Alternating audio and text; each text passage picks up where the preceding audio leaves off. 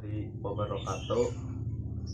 Kali ini saya mau menjelaskan tentang keterkaitan Piagam PBB dengan Proklamasi Kemerdekaan 17 Agustus 1945 dan pembentukan perangkat kenegaraan. Yang pertama, keterkaitan Piagam PBB dan Proklamasi Kemerdekaan 17 Agustus 1945.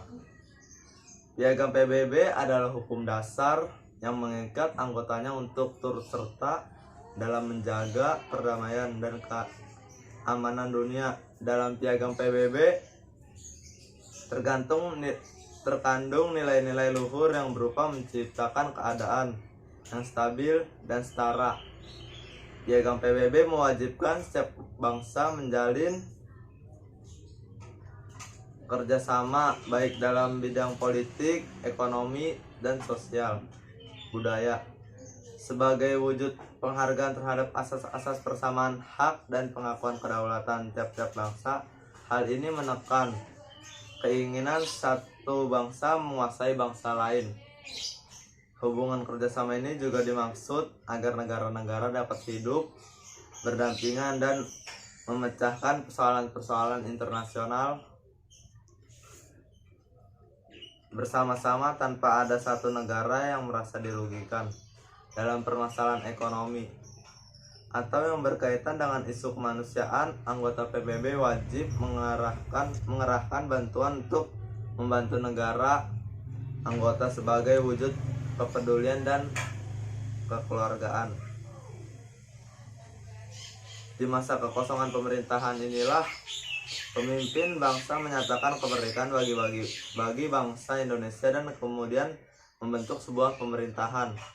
Dengan demikian, 3 syarat terbentuk negara seperti tertuang dalam Konvensi Montevideo 26 September 1933 dapat terpenuhi, yaitu terdapat wilayah penduduk yang menetap dan pemerintahan.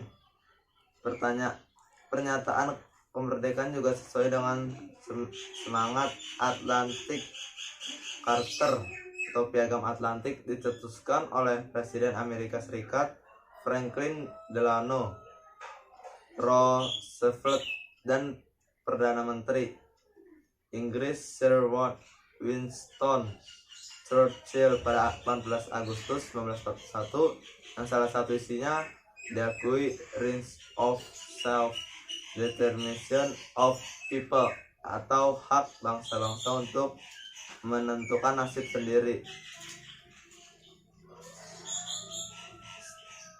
Pembentukan perangkat kenegaraan.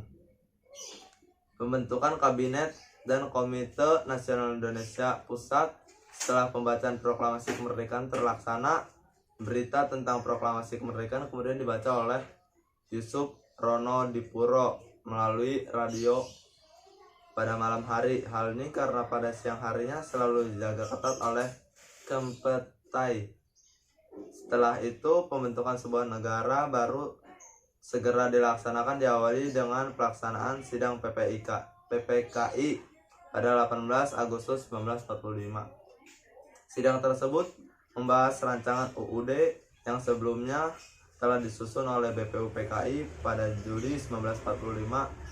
Pasal demi pasal kemudian dibahas kembali dan hanya ada sedikit perubahan seperti kata LLAH atas usul Mr. I.K.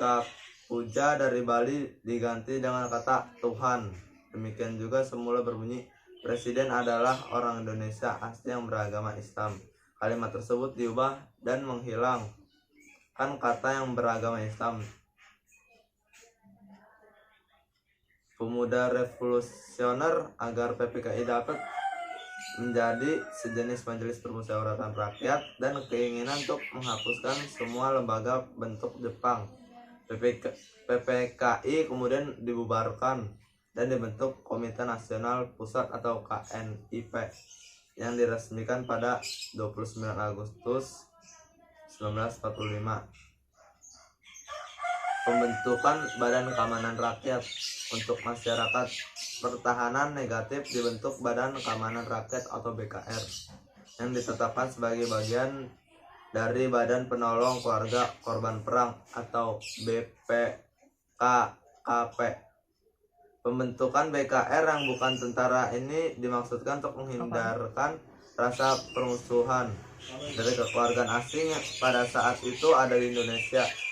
Di dalam BKR terhimpun para bekas anggota PETA, Heiho, Keisatsu, Tai atau polisi, Seinendan, dan Keibondan. Selain itu terdapat pula Laskar Pemuda yang telah dibentuk pada Proklamasi 17 Agustus 1945.